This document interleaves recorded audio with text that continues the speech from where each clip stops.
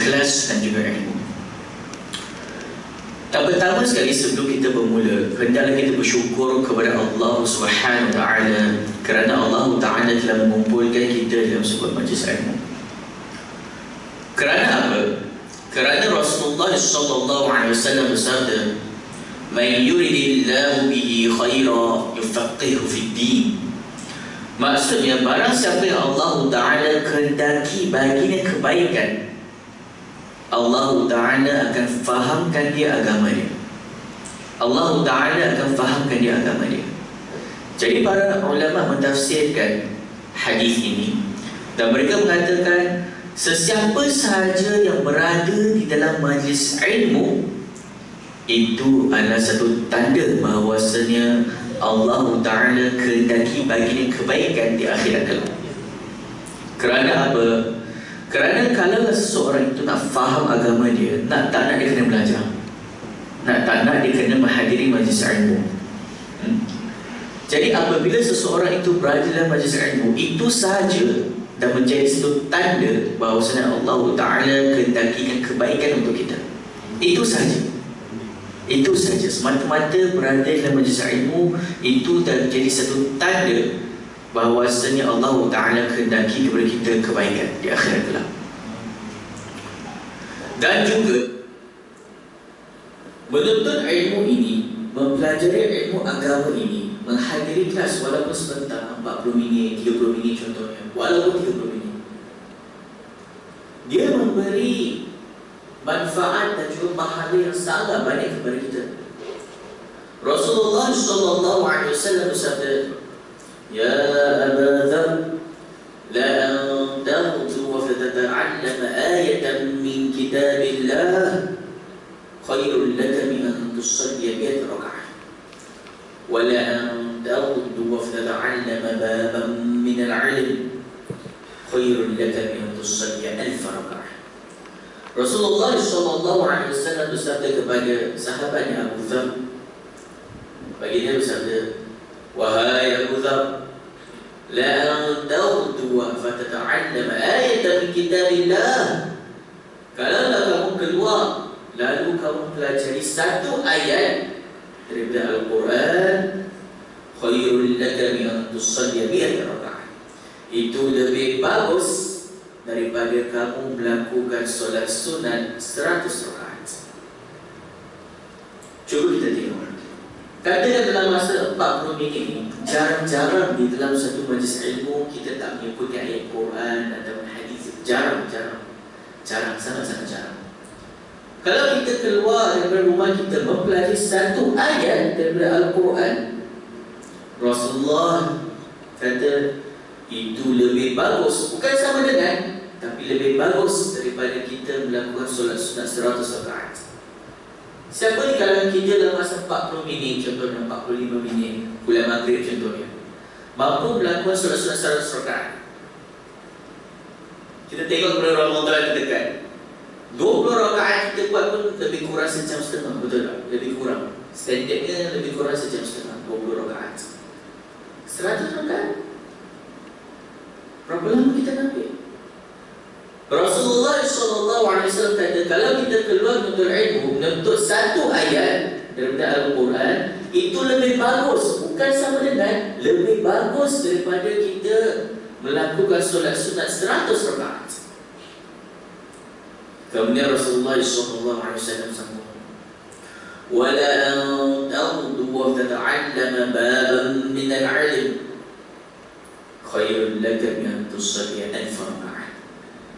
Dan kalau kamu keluar untuk mempelajari satu bab daripada ilmu agama, itu lebih bagus bagi kamu daripada melakukan solat sunat 1000 rakaat. 1000.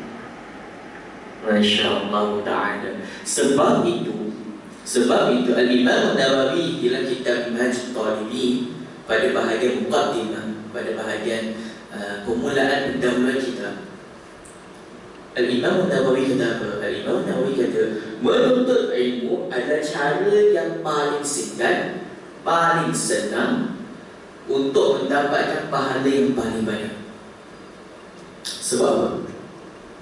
Kalau kita nak buat solat sunat kan, mungkin yang muda-muda mungkin tak perasan kan, macam umur 20, 30, 40 mungkin masih kuat nak buat 100 rakaat solat sunat dalam semalam, mungkin kuat.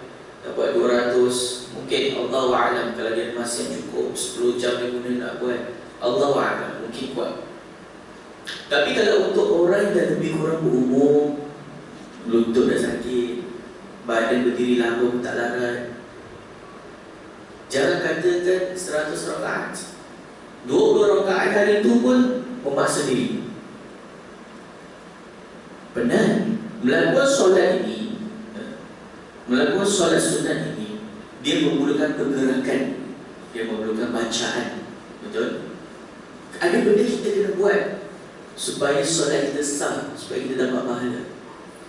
Tapi dengan kita menuntut ilmu, apa kita buat? Kita duduk dengan cara yang kita nak selesa. Kalau tak boleh duduk atas lantai, tak boleh duduk kursi, duduk atas kursi. Kalau tak boleh duduk atas kursi, baring. Tak ada masalah, boleh. Masih boleh menuntut ilmu lagi. Dengan kita duduk, kita dengar, kita memahami, dan kita menuntut ilmu, mendengar sahaja, duduk tempat selesa, berikon contohnya. Mungkin ada tuan-tuan tak selesa duduk atas lantai, duduk atas kursi, tak ada masalah. Dalam keadaan kita senang, kita selesa, kita mendengar, kita memberi perhatian, itu sahaja kita dah boleh mendapat pahala yang banyak. Satu ayat yang kita belajar lebih bagus daripada 100 solat sunat rakaat, 100 rakaat solat sunat. Satu bab yang kita belajar dalam keadaan kita duduk, kita memberi perhatian, lebih bagus daripada 1000 rakaat solat sunat. Masya Allah. Inilah fast track. Inilah cara yang paling pantas, paling senang untuk kita mendapat pahala yang paling banyak. Lebih kurang 5-6 tahun dulu, Syekh saya daripada Lubnan turun ke Malaysia. Waktu tu Syekh, waktu tu saya di Syam lagi, jadi saya tak ada di sini. Waktu dia sampai, bila Syekh saya sampai, berbuat daurah kitab. Daurah kitab ini dia macam kita baca kitab yang singkat, kitab yang pendek, tapi kitab bahasa Arab. Jadi yang hadir ini boleh kata kebanyakannya memang untuk guru-guru lah, untuk guru-guru pondok buat Kelantan waktu tu. Ramai untuk guru pondok daripada Kelantan, turun daripada Yala, daripada Thailand, naik daripada Terengganu dan negeri-negeri yang lain. Ramai. Kalau kita tengok video gambar waktu tu memang meriah. Memang meriah, Masya Allah Ta'ala. Apa yang berlaku? Tapi sebelum saya sambung cerita ni, tapi ada juga orang-orang awam, orang-orang yang belajar pondok, walaupun dia tak faham sangat bahasa Arab, tapi dia hadiri juga untuk mendapatkan berkat untuk ilmu di dalam majlis. Dan di kalangan orang-orang seperti itu, ada seorang pakcik tua datang terlantar atas katil hospital. Dia datang terlantar atas katil, pakcik tu. Bila kita tanya rupa-rupanya dia ni, orang kata tak diselamat. Memang doktor kata tunggu masa dalam beberapa jam, beberapa hari ni. Tapi bila dia dengar ada Syekh daripada Syam turun, apabila dia dengar para ulama, para baba-baba, guru-guru pondok berkumpul, para ulama berkumpul di situ buat daurah, dia hadir. Dia sempat hadir sehari dalam keadaan terlantar di atas katil dia. Kita fikir mungkin pelik, kenapa nak paksa diri untuk hadir? Kenapa nak paksa diri?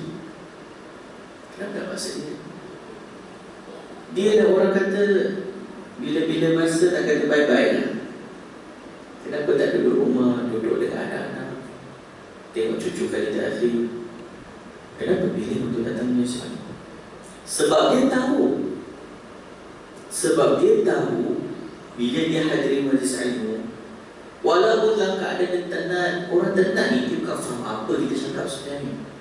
Kita syarah lah, bukan kita apa sekalipun. Bukan dia larat pun nak cuba fahami. Tak. Apa yang dia nak? Pahala. Dia nak dapatkan pahala yang banyak dalam waktu yang singkat, dalam masa yang tersisa daripada usia dia. Tak silap saya, dia sempat hadir sehari atau kurang dari sehari.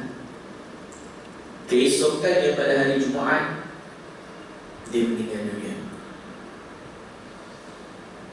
Dia ni bukan orang yang terkenal. Bukan orang terkenal. Bukan ustaz-ustaz yang kita tahu, kita kenal. Bukan daripada golongan bau-bau kita tahu. Tak. Orang biasa. Orang biasa. Tapi pada hari itu, pada Jumaat yang dia meninggal itu, yang mengimamkan jenazah dia Syekh Said Abdul Syah. Yang solatkan solat jenazah kepada dia, boleh kata semua untuk guru pondok Malaysia dan Thailand turun sekali untuk solat jenazah dia. Masya Allah. Macam mana Allah Ta'ala memuliakan pakcik ini, dan nama dia pun saya tak tahu. Kerana apa? Kerana ilmu. Bukan kerana dia berilmu pun. Bukan kerana dia berilmu, Allah Ta'ala. Tapi kerana apa? Kerana kesungguhan dia dalam menuntut ilmu. Kerana kebijaksanaan dia untuk mendapatkan pahala yang banyak dalam waktu yang singkat dengan menuntut ilmu. Allah Ta'ala tunjukkan kepada kita, Allah Ta'ala tunjukkan kepada kita orang-orang seperti ini. Masya Allah Ta'ala. Masya Allah. Masya Allah. Allahu a'lam apakah yang dia dapat pada hari terakhir dia menuntut ilmu sebelum dia meninggal dunia. Berapa banyak pahala yang dia dapat, dosa apa yang digugurkan daripada dia, Allah a'lam, kita tak tahu. Tapi secara zahir dia, Masya Allah, nampak tanda-tanda pakcik ini diredai oleh Allah SWT. Meninggal pada hari Jumaat, disolatkan oleh syekh-syekh yang besar. Kita sendiri pun barangkali Allah Ta'ala bila kita meninggal dunia, ke anak-anak kita, ke ustaz kampung kita, jarang kita nak jumpa satu jenazah yang para ulama berkumpul untuk solat ke atasnya. Jarang. Sangat jarang. Bahkan di kalangan ustaz-ustaz, bahkan di kalangan para ulama pun jarang jumpa keadaan macam itu. Jarang. Ini orang yang tak orang terkenal. Orang biasa terkenal. Masya Allah. Sebab itu apabila kita, mungkin kita ada kalanya kita fikir, oh saya datang solat berjemaah, dah lah, pahala banyak tu. Lepas solat saya balik sekejap, saya rehat. Kemudian datang lagi solat. Kenapa saya nak masuk dalam kuliah-kuliah lepas maghrib? Kenapa? Apa kepentingan tu? Kuliah-kuliah maghrib ni sejujurnya katalah kan, sebagai seorang mengajar pondok kan, kuliah-kuliah maghrib ni memang betul tak banyak informasi, tak banyak ilmu, maklumat yang kita boleh kongsikan. Masa diberi 45 minit kan, tak boleh kita nak kupas dalam-dalam, tak boleh kita nak terlampau detail nak mengajar, tak. Kita boleh memberi maklumat sedikit, maklumat yang penting kita berikan. Ya betul, memang betul. Macam tu kuliah maghrib. Nama pun kuliah maghrib. Orang balik pada kerja, datang dengar, nak hidupkan balik hati dia yang penat sepanjang hari dengan agama, untuk kuliah maghrib. Tapi pada masa yang sama, dalam kuliah maghrib ini, selain dari itu, kalau kita niat lillahi ta'ala, kita dapat pahala yang besar. Kita dapat pahala yang besar. Tak kira lah topik apa, pahala yang besar. Apatah lagi kalau topik yang dibawa itu adalah topik-topik yang amat-amat penting. Lagi-lagi lah topik yang dibawa itu berkaitan dengan akidah ataupun keyakinan kita. Sebab apa? Qala Rasulullah sallallahu alaihi wasallam, afdalul a'mal al-iman billahi wa rasulih. Rasulullah sallallahu alaihi wasallam bersabda, afdalul a'mal, seutama-utamanya satu amalan, al-iman billahi wa rasulih, adalah beriman dengan Allah dan juga Rasul. Maksudnya apa? Sebesar-besar amalan adalah beriman kepada Allah. Sepenting-penting ilmu adalah ilmu berkaitan dengan keyakinan, berkaitan dengan keimanan. Al-Imam An-Nasafi, salah seorang ulama yang hebat, Al-Imam An-Nasafi, di dalam tafsirnya At-Tafsir An-Nasafi, Al-Imam An-Nasafi kata apa? Pada bahagian apabila Al-Imam An-Nasafi mentafsirkan surah Al-Ikhlas, surah Al-Ikhlas, Al-Imam An-Nasafi kata, syarafil ilmi bi syarafil ma'lum, syarafil ilmi bi syarafil ma'lum. Maksudnya apa? Maksudnya mulianya satu ilmu bergantung kepada mulianya apa yang ilmu itu ajarkan kepada kita. Apakah yang paling mulia, tuan-tuan dan puan? Allah Ta'ala. Allah Ta'ala yang paling mulia. Jadi ilmu berkaitan dengan Allah Ta'ala itu adalah ilmu yang paling mulia.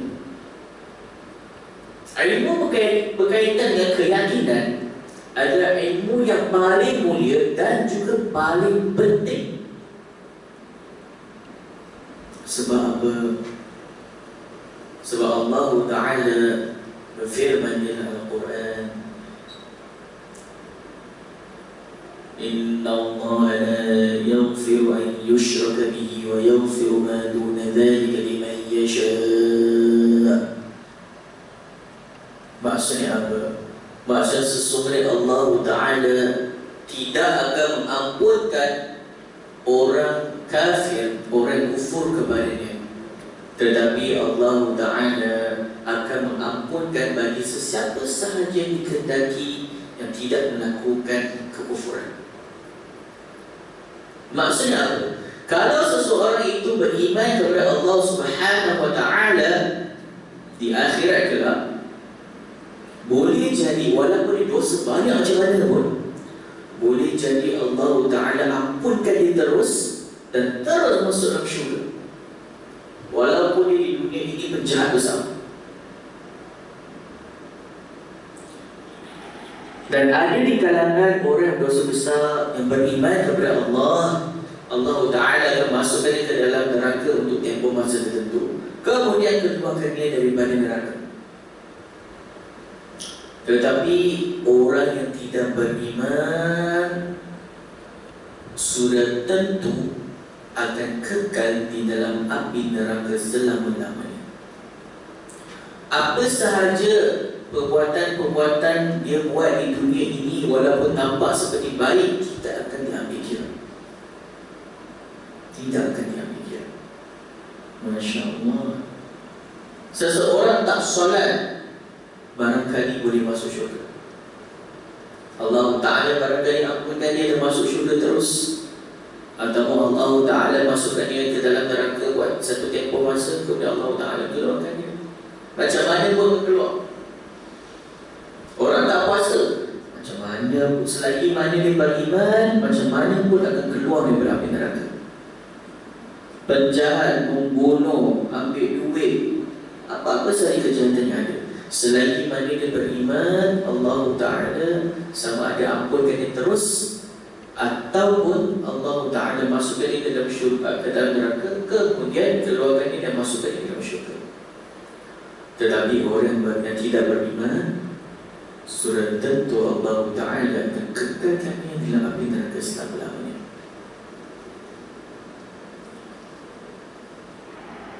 Qala Allah Ta'ala, walan nazidakum illa 'adaba.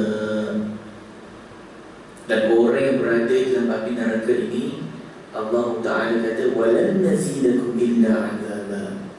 Dan kita tidak maksudnya apa? Maksudnya Allah Ta'ala tidak akan tambahkan baginya melainkan azab sahaja. Orang duduk dalam neraka ni, dia bukan merasai azab yang sama tau. Dia tak merasai azab yang sama. Azabnya semakin lama semakin bertambah, semakin lama semakin bertambah. Azab neraka bukan saja ada kepanasan yang melampau, juga ada kesejukan yang melampau. Zamharir disebut dalam Al-Quran, maksudnya kesejukan yang melampau. Tidak lagi dalam neraka. Antara siksaan api neraka ada kepanasan yang melampau dan juga kesejukan yang melampau. Zamharir.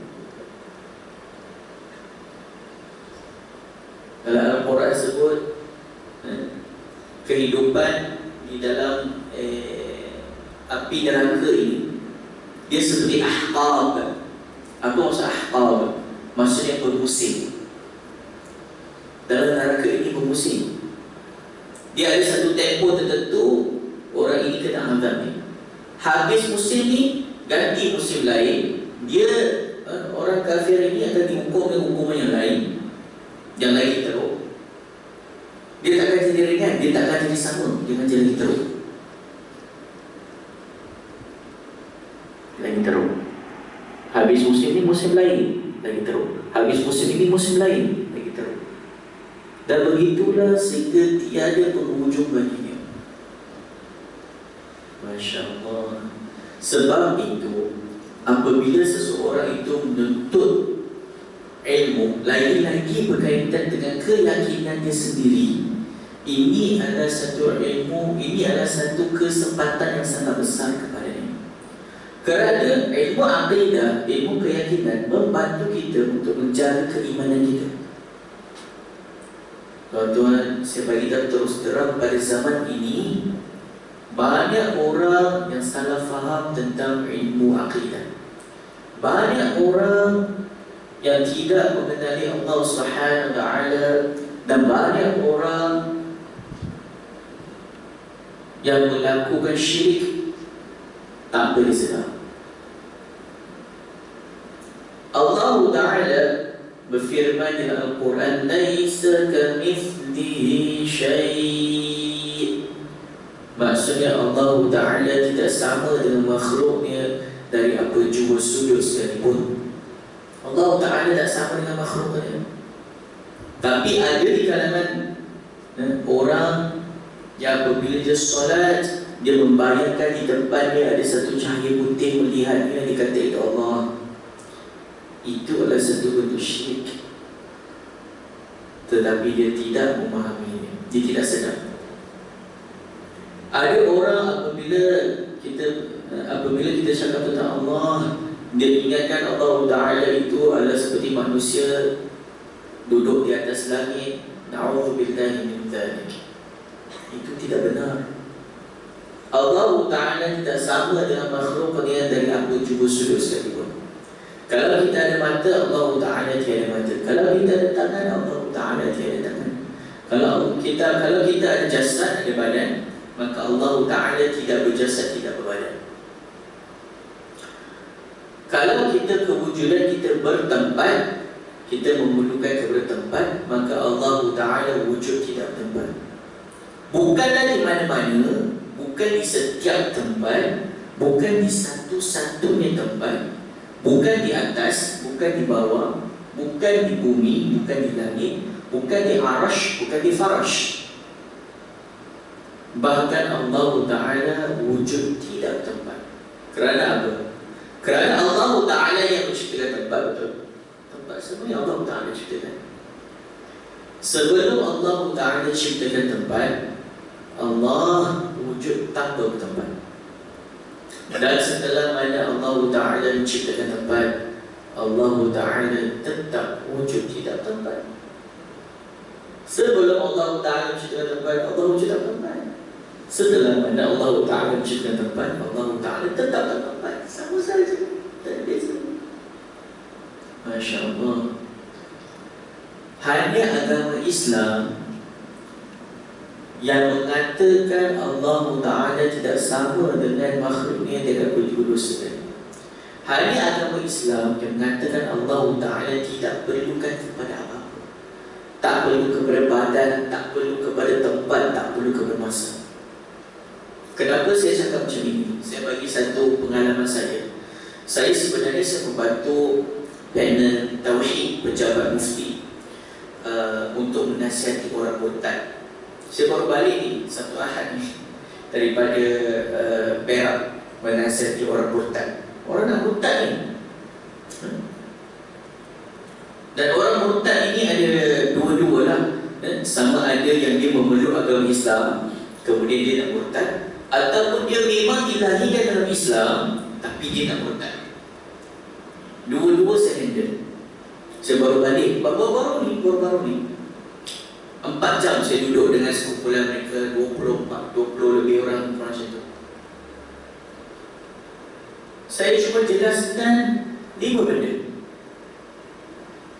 Dan benda yang paling penting saya jelaskan tentang agama Islam ada 2 benda ini, iaitu Allah tidak perlukan apa-apa, tak perlu kepada tempat, tak perlu kepada jasad dan sebagainya. Dan saya fahamkan mereka dalam 4 jam tu. Kemudian saya ajar kepada mereka, Allah tidak seperti makhluknya. Apa saja kita bayangkan tentang Allah, apa saja yang terlintas di fikiran Allah, itu bukan Allah. Kerana apa? Kerana kita, apa maksud membayangkan? Contoh kita buat satu eksperimen hari ini. Hari ini semua orang bayangkan kuda. Bayangkan kuda. Siapa bayang kuda itu warna hitam angkat tangan? Tak ada. Saya bayangkan warna hitam. Siapa bayangkan warna putih angkat tangan? Siapa bayangkan warna coklat angkat tangan? Siapa bayangkan kuda tu kan di atas padang pasir angkat tangan? Siapa bayangkan kuda itu atas padang rumput angkat tangan? Nampak tak? Eksperimen cukup senang. Bila kita kata membayangkan sesuatu, sebenarnya kita sedang melukis satu gambaran di fikiran kita, tanpa menggunakan pen, tanpa menggunakan warna dan sebagainya. Kita melukiskan satu gambaran, kita melakarkan sesuatu di fikiran kita. Hasilnya apa? Kita sebenarnya menggunakan apa yang sekeliling kita, menggunakan apa yang kita pernah nampak, kemudian kita menghasilkan dan melakarkan gambaran itu di dalam kepala kita, di dalam fikiran kita. Itu maksud membayangkan. Itu maksud membayangkan. Sebab itu bayangan setiap orang yang lain. Saya bayangkan kuda hitam, orang lain putih, orang lain coklat. Ada yang bayangkan di padang pasir, ada yang dibayangkan di padang rumput, dan lain-lain. Ada mungkin bayangkan seekor, mungkin ada bayangkan 15 ekor. Apa yang digambarkan sebenarnya diambil oleh sekeliling kita. Apa yang digambarkan sebenarnya kita yang latarkan, kita yang gambarkan. Sebab itu Allah Ta'ala tidak boleh digambarkan. Sebab itu Allah Ta'ala tidak sama dengan makhluknya. Sebab apa? Sebab kita setiap benda kita tengok ni semuanya makhluk. Macam mana kita nak membayangkan Allah? Tak mungkin. Allah Ta'ala bukan makhluk. Cukup kita tahu apa sahaja yang terlintas di fikiran kita, itu kan Allah. Kalau kita kata manusia bertempat, Allah Ta'ala tak tempat. Manusia ada tua, ada muda, Allah Ta'ala tak ada tua, tak ada muda. Masya Allah. Okay. Jadi bila saya fahamkan kepada sekumpulan orang murtad ini tentang agama Islam, lepas tu ada staff yang lain yang akan handle. Saya cuma 4 jam tu je. Tapi kami buka ni lah soal jawab lah. Soal jawab intens lah. Biasa orang murtad kan, dia ada pandangan dia, kita kena selesaikan apa semua. Tapi Alhamdulillah selesai semua. Jadi bila habis program, staff-staff daripada pejabat agama ini, biasa mereka akan follow up kan. Mereka follow up, tanya orang-orang murtad ni apa semua. Kebanyakan di antara mereka, majoriti di antara mereka, mereka tahu apa? Ustaz Adil ni, saya lah, Ustaz Adil Khan ni, apa yang cakap tentang Tuhan memang betul. Saya setuju Islam adalah agama yang betul. Saya setuju Allah tu adalah Tuhan yang betul. Saya setuju. Tapi bukan semua yang setuju mereka kembali kepada Islam. Sebab apa? Masya Allah, ada kalanya tuan-tuan, kesian. Ada di dalam kes yang saya handle, ada seorang mu'alaf ni, dia masuk Islam sebab waktu kecil dia dengan 3 adik-beradik dia India. Dia masuk Islam sebab mak ayah dia dua-dua masuk Islam. Jadi bila mak ayah masuk Islam, anak-anak ikutlah sekali. Baru masuk Islam tak lama, mak kahwin lain, ayah kahwin lain. Bukan masalah besar lagi. Mak buang mereka, ayah buang mereka. Pejabat agama, bukan pejabat, jabatan agama pada waktu itu tak ada follow up. Mereka tak tahu isu ni. Ayah yang ada kahwin lain, kahwin lain, pergi tempat lain. Mak yang ada kahwin lain, pergi tempat lain. Anak 3 orang ni macam mana? Kecil-kecil ni. Tak ada follow up, tak ada orang didik. Yang lebih lagi, ini tak habis cerita lagi ni. Ngam-ngam pula abang dia meninggal. Mungkin waktu tu dia baru masuk Islam kan, tak Islam tak ada, belum settle lagi, ataupun mak ayah ambil bawa pergi sekali. Mana tahu kan, budak-budak kecil mana tahu benda tu penting. Betul? Abang dia meninggal, pergi masjid. Dia tak beritahu kat masjid mana. Dia kata pergi masjid, minta orang masjid tolong. Tak ada seorang pun tolong uruskan mayat abang dia. Tak ada seorang. Akhirnya yang settlekan siapa? Kuil Hindu settlekan jenazah abang dia yang mati Islam. Saya bila dengar tentang isu ni, saya bukan orang jabatan, saya tak ada kaitan dengan, saya bukan pekerja kerajaan kan. Saya terus tanya kepada jabatan, apa korang buat? Data korang simpan. Simpan buat apa? Kenalah buat follow up. Ini berapa tahun dia ni duduk luar. Nak murtad baru kita tahu ada isu ni. Data private and confidential. Majlis minta kamu tak nak bagi. Saya tahu sebab saya lama duduk situ. Majlis minta kamu tak nak bagi. Jabatan mufti minta kamu tak nak bagi. Private and confidential. Ini antara kerajaan ni tak nak bagi. Tapi kamu tak hantar orang follow up. Kebajikan tak tahu waktu tu jabatan kebajikan turun. Tengok isu ni besar tau. Isu orang murtad ni bukan isu kecil tau. Jabatan pejabat mufti, majlis agama, jabatan kebajikan turun, jabatan kewangan turun. Sebab apa nak tengok isu apa? Mahkamah masuk campur. Bukan isu kecil. Masya Allah, kesiannya. Dia kata saya, Ustaz, saya tahu betul Islam itu betul, tapi saya sakit hati Ustaz. Saya tak boleh terima orang Islam. Waktu saya perlu tak ada siapa tolong saya. Abang saya mati Muslim ni. Pergi masjid, tak ada siapa nak membumikan jenazah dia. Orang Hindu yang saya tekan. Masya Allah. Seorang lagi perempuan, dia beritahu saya apa? Ustaz, Islam tu betul. Saya tahu Ustaz cakap tadi semua betul. Saya memang tak ada soalan dah. Saya clear, saya tahu Islam tu betul. Tapi Ustaz, saya dulu mula-mula masuk Islam tu sebab saya kahwin dengan orang Melayu. Saya masuk kosong, sekarang saya keluar pun masih kosong lagi. Suami saya, dia kata, waktu mula-mula kahwin, nampak baik. Rupa-rupa dia penagih dada. Kat rumah dia pukul saya. curi duit saya, ambil duit saya. Saya tanya dia, kamu tak pernah report ke siapa-siapa? Nak report siapa? Tak ada siapa datang tolong saya. Tak ada siapa datang tengok saya. Tak ada siapa datang tanya saya. Masya Allah. Kalau dia tahu pada waktu itu dia boleh buat fasakh, cerai, fasakh, sebab suami kena dada, kaki pukul dan lain-lain, mungkin tak sampai tahap dia nak minta murtad tau. Mungkin tak sampai. Tapi sebab apa? Kurangnya apa? Pendidikan kepada golongan muhalaf. Itu yang pertama. Dan yang kedua, kurangnya ambil peran orang sekeliling, masyarakat sekeliling.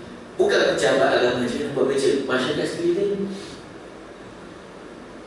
Takkanlah pergi ziarah kawan kita tahu dia masuk Islam 4 tahun dah. Pergilah ziarah. Ada apa masalah ke? Beritahu saya tahu.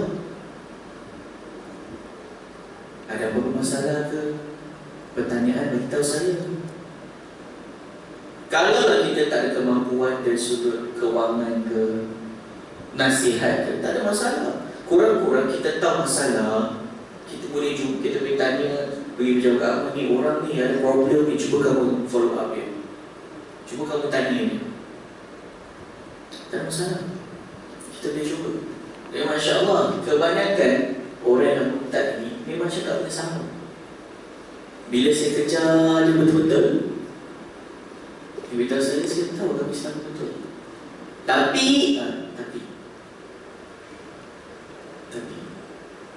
Masya Allah, kesian.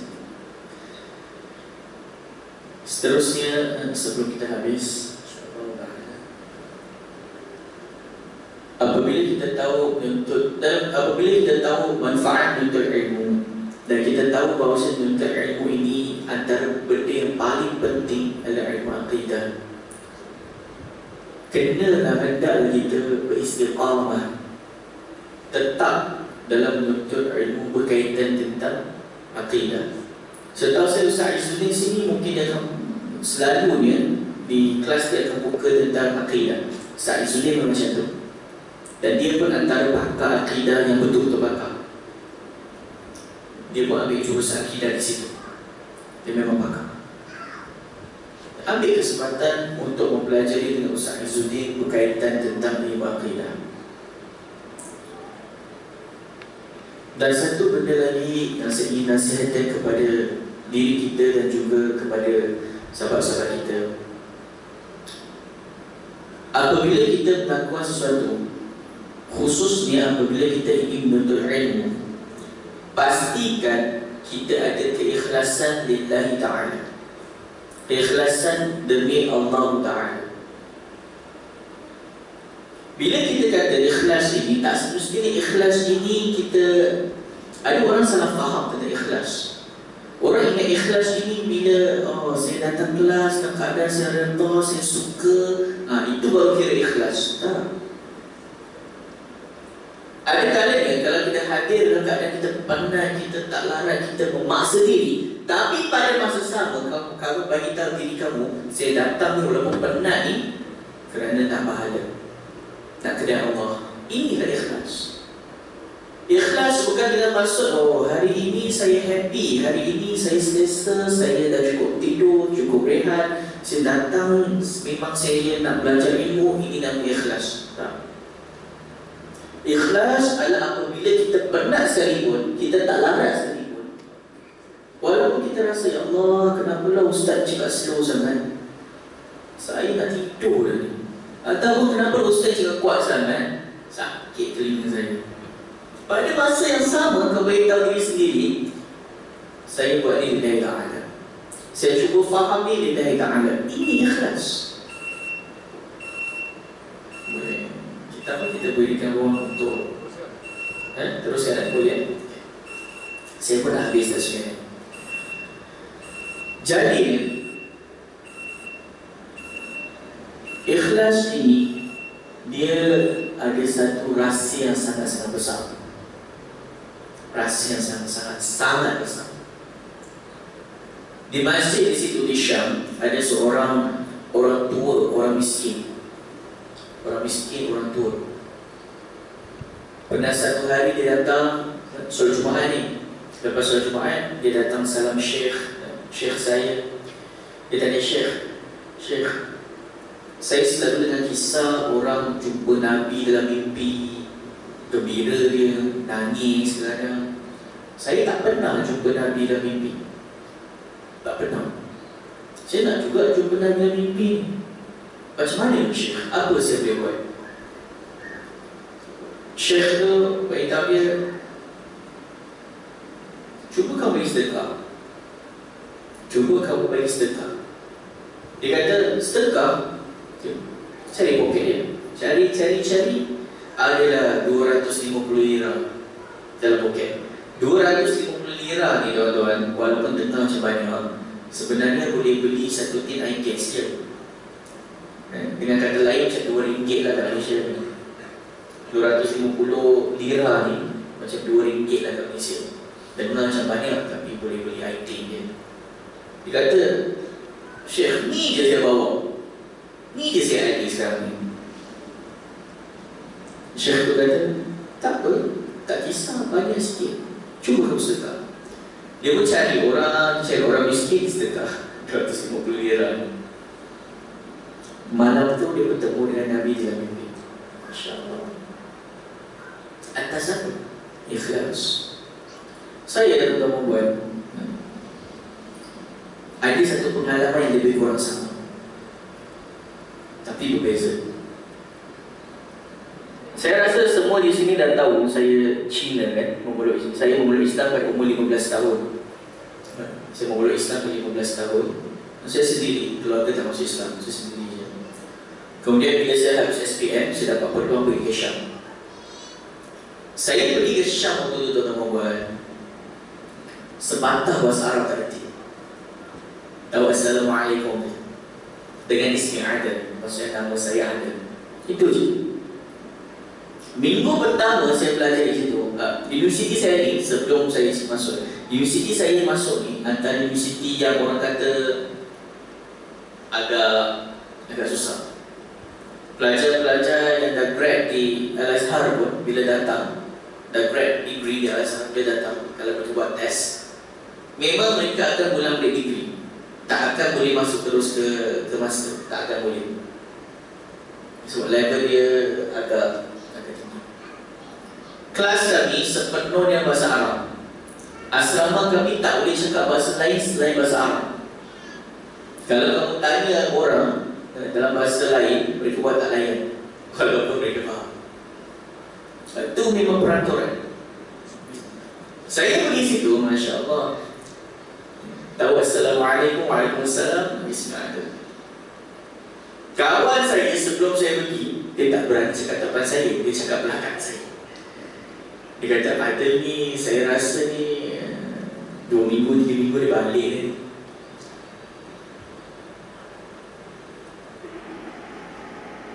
Minggu pertama di situ, ya Allah, saya rasa nak makan, tak tahu cakap macam mana, nak kita dan serta macam mana. Lalu apa?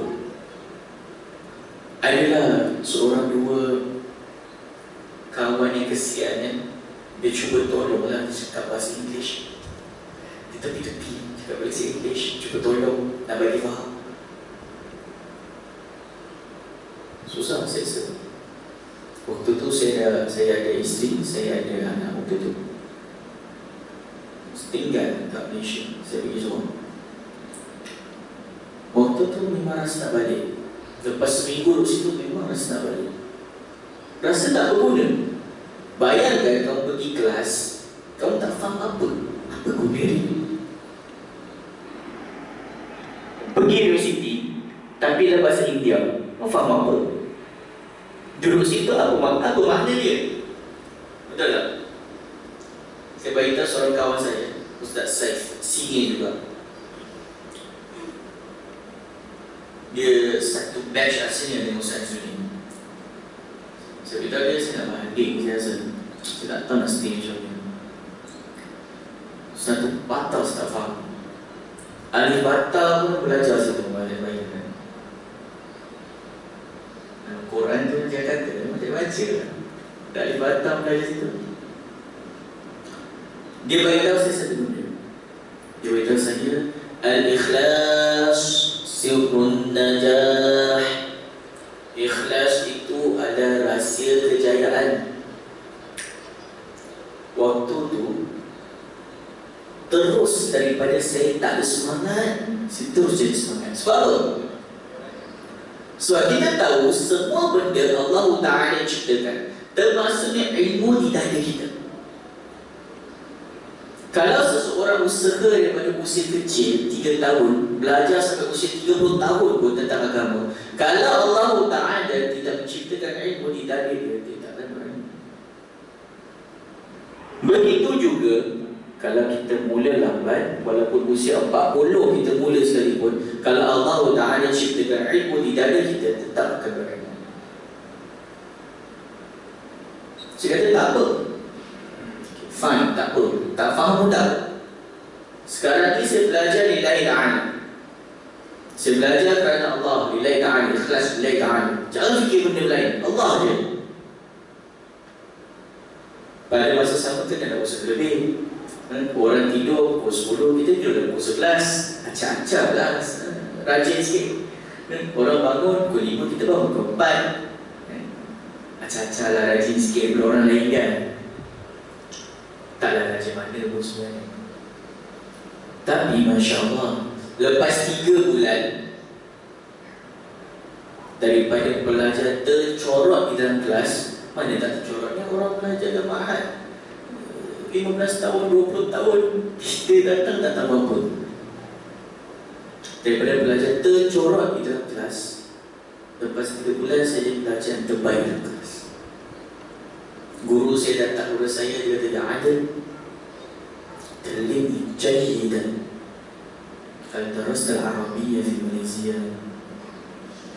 Guru saya yang mengajar saya 3 bulan ni, dia beritahu saya betul-betul, kamu ni memang tak pernah belajar bahasa Arab di negara kamu kan? Kau belajar sini kan? Macam ya betul. Dia senyum, dia kata apa? Yang tolak kata, kamu ni dah terbang dah, tak boleh dah. Kelas bahasa Arab semakin 2 tahun, saya buat setahun. Kawan-kawan saya lain yang duduk Ahad waktu tu, yang 20 tahun, 15 tahun, mereka buat 2 tahun, saya buat setahun. Ketua Fakulti Bahasa Arab waktu tu, Syekh Ahmad nama dia. Syekh Ahmad ni antara Syekh yang memang terkenal dalam bahasa Arab di Syam, sangat-sangat terkenal. Lepas 3 bulan duduk situ, saya datang kat dia, saya sembang dengan dia, saya tanya dia soalan-soalan kaitan dengan bahasa Arab. Lepas tu saya beritahu dia, lepas saya habis, saya beritahu dia, saya minta maaf, datang bahasa Arab kan. Saya beritahu dia, saya minta maaf, saya bukan pandai sama bahasa Arab, saya baru belajar bahasa Arab di sini kan. Jadi kalau kata-kata saya lambat sikit, susah faham sikit, saya minta maaf lah. Saya kata macam tu. Dia pandang saya, dia kata, kenapa kamu bagi tahu orang yang kamu belajar bahasa Arab di sini, bukan di negara kamu? Saya kata, betul lah, saya tak belajar bahasa Arab sini, bukan di negara saya. Dia kata, tak mungkin. Tak mungkin kau belajar bahasa Arab di sini je. Penggunaan bahasa Arab kamu betul. Ayat-ayat bukan dalam keadaan guna ni, macam mana kau berhenti guna ni kalau kamu baru belajar 3 bulan? Tak mungkin. Saya kata, Syekh, betul, saya belajar 3 bulan je. Tanya siapa-siapa. Syekh pun panggil kawan saya, orang Amerika, nama dia Nasir. Kata Nasir, hadha rajul yaqul innahu ta'ala mafqad 3 ashhur. Hakada sahih. Ya, ada Nasir, budak ni kata dia baru belajar 3 bulan je bahasa Arab. Betul ke? Nasir kata, betul Syekh. Waktu dia datang, dia nak makan, dia nak minum, semua saya uruskan. So, saya faham bahasa Inggeris, saya yang uruskan dia, saya tahu. Tak tahu apa-apa dalam bahasa Arab. Syekh Ahmad diam. Kemudian lepas beberapa lama, dia beritahu saya, Masya Allah, laju ni kau belajar bahasa. Tapi tuan-tuan, sebenarnya bukan saya yang laju, kan? Bukan saya laju, tapi kerana bila kita ikhlas dalam sesuatu lillahi ta'ala, Allah Ta'ala berikan kepada kita. Apa bukti dia? Bukti dia, saya waktu tu dalam 3-4 bulan dia, saya pernah bercakap dalam bahasa Arab, tak cakap sesuatu dalam bahasa Arab, terkeluar kata-kata yang saya pun tak tahu apa maksud dia daripada mulut saya sendiri. Saya cakap dengan orang, terkeluar kalimat-kalimat, perkataan-perkataan yang saya sendiri pun tak tahu maksud dia. Kemudian saya terkejut, kata ini apa maksud dia? Keluar dari mulut saya. Betul ke maksudnya sebagaimana yang saya nak? Saya cari kamus. Betul. Perkataan itu maksudnya sama seperti yang saya nak, cara penggunaannya sama seperti yang saya guna. Betul. Maksudnya apa? Maksudnya bukan semata-mata kerana saya usaha. Allah, kita tahu kan, Allah Ta'ala beri. Inilah nilai keikhlasan yang kekadang kita terlepas pandang.